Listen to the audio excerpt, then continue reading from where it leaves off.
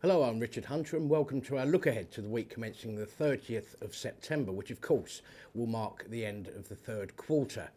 It looks as though it's going to continue to be rather busy with a lot of political statements taking centre stage. There's a potential impeachment of the president in the States. Needless to say, there's the ongoing concerns around the US-China trade spat.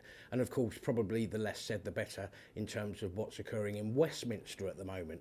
Rather more pertinently, perhaps, we'll get a rather important indicator on the US economy next week. The non-farm payroll and unemployment figures will both be out on Friday.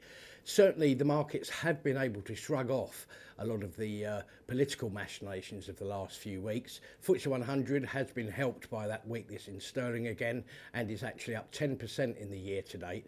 Year to date figures for the US markets also make for a pretty good reading. Dow Jones up 15% at the moment, S&P up 19%, Nasdaq up 21%. So in terms of UK companies reporting next week, probably three stand out. First one being the plumbing and heating merchants, Ferguson. They announced last month that they are planning to demerge their business. They've got about 85% of their revenues in the US at the moment, so that part of the business will continue to be called Ferguson. They're planning to hive off the UK part of the business into what the company was formerly known as Wolsey. There's about 11% of revs there. So in terms of their half-year numbers, any updates would be welcome. Also having half-year numbers next week is Tesco. The normal things will apply here, of course.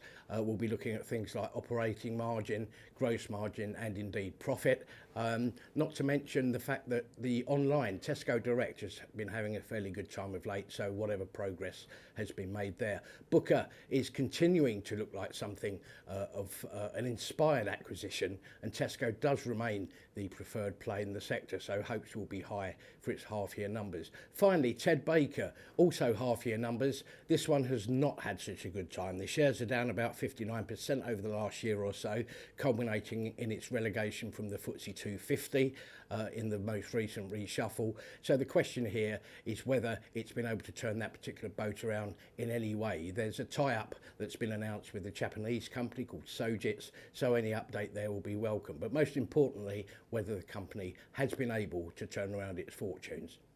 Thanks for watching. Have a great weekend.